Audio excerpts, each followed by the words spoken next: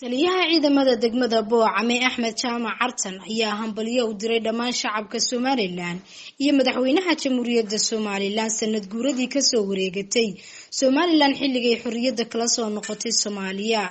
Generaalka ayaa mahadnaq ballaaran u diray shacabweynaha degmada Boocame sida ballaaran ay maanta uga qayb qaateen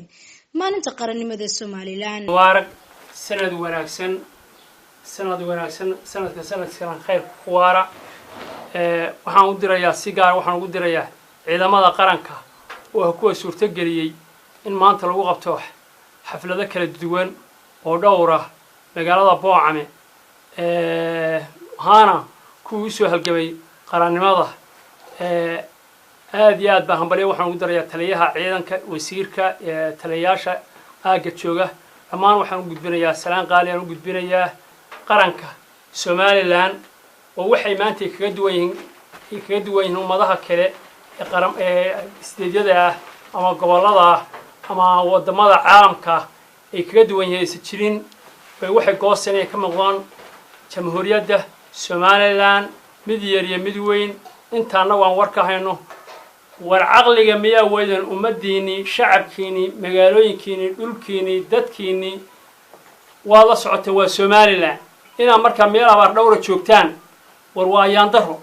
war fakara sidaana si waxay ku iimaaneen ku haagayaan malaha taas baan leeyahay idin kale nimanka dhulbahante ee ku sugan Garowe ee riwaayadaha beenta naftooda ku qancinaya dadna u dhigayaan ay doonayaan inay xuduudda ku difaacdaan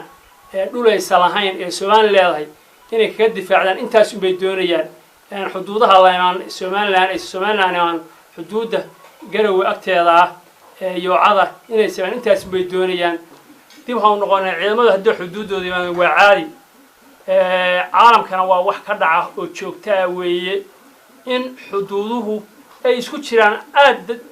masaafo isugu dhow inay isugu jiraan ummaduna ay wada shaqaysato oo kalamaan helaan xuduuduhu wada shaqeeyaan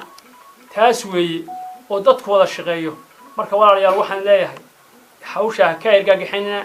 xuduudaha waan sugaynaa xumaana hanoo arkinina dhulka yagi weeye deegaanka yagi weeye idinkuna koonfur baatiin annaguna waxaan wax la yiraahdo Somaliland baanu nahnay ilaa taariikh baanu hayn waa wax la og yahay anigu hore waxaan weeyay BBC waxaan weeyay gobolada waqooyi bari elashan wadaagna gobolada waqooyina dhaqan iyo dheef baan wadaagna macnaheedu waxa weeye gobolada bari elashan wadaagna waa wax xaqiiqo tan kale dhaqan ahaan iyo isfahanka anigu Axmed ahaan waxaan aaminsanahay inaan wadaagno isfahanka iyo dhaqanka iyo qaab nololeedka inaan wadaagnaan aaminsanahay iyo xaajooyinka tusaalahan waxaan u soo qaadan karayaa ragii taariikhda lahayd gabi jiray xigmadda ku gabi jiray